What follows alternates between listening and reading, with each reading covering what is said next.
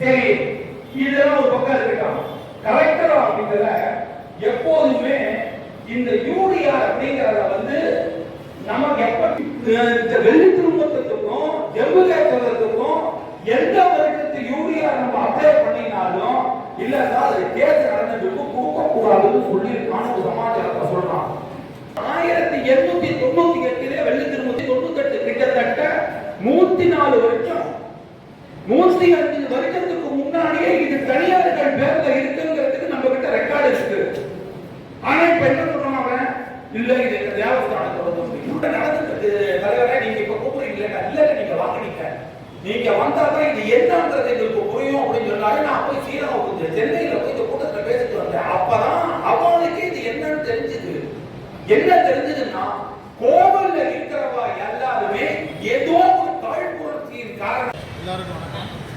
இப்போ இந்த கூட்டம் எதுக்கு நடக்குதுன்னா, இந்த ஸ்ரீரங்கம் திருவானைக்காவல் பகுதியில் உள்ள அகிலாண்டேஸ்வரி திருக்கோயிலை சேர்ந்த கோயில் நிர்வாகம் கிட்டத்தட்ட ஒரு 300 சர்வே நம்பர்களை திடீரென கொடுத்து இது அனைத்தும் கோயிலுக்கு சொந்தமானது என்றும் இதில் பத்திரங்கள் பதியக்கூடாது, எந்த விதமான அரசு நடவடிக்கையும் செய்யக்கூடாது என தடையாணையை ஸ்ரீரங்கம் சார்பதி அலுவலகத்திலும் மாநகராட்சி அலுவலகத்திலும் அளித்துள்ளது.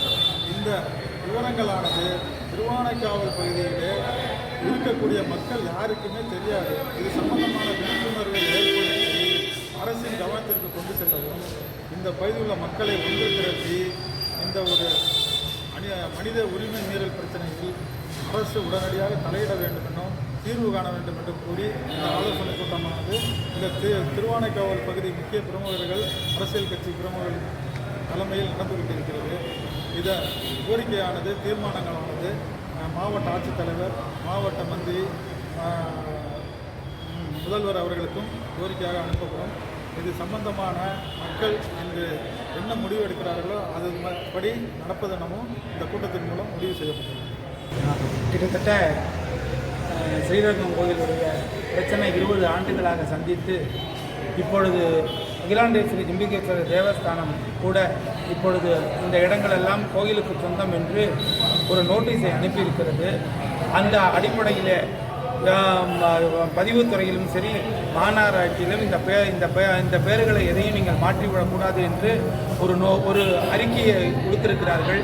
அந்த அறிக்கையினுடைய அடிப்படையிலே இன்றைக்கு அந்த அறிக்கை திருவானைக்காவல் மக்கள் யாருக்குமே தெரியாது என்ற காரணத்தினால் அவர்களுக்கும் இதை தெரியப்படுத்தி அவர்களுக்கு ஒரு விழிப்புணர்வு ஏற்படுத்த வேண்டும் என்ற உயரிய நோக்கிலே இந்த கூட்டத்தை நாங்கள் நடத்தி கொண்டிருக்கிறோம்.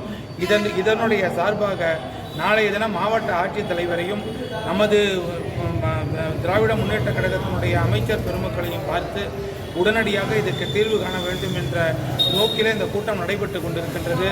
அதனால் எங்களுடைய நிலம் கோயிலுக்கு தேவையில்லை, கோயிலுடைய இடம் எங்களுக்கு தேவையில்லை என்ற நோக்கிலே இந்த கூட்டம் நடைபெற்று கொண்டிருக்கிறது. அதனால் கண்டிப்பாக திராவிட முன்னேற்ற கழக அரசு இதற்கு ஒரு நல்ல ஒரு முடிவை, ஒரு தெளிவான பதிலை அவர்கள் சொல்வார்கள் என்று நம்புகிறோம்.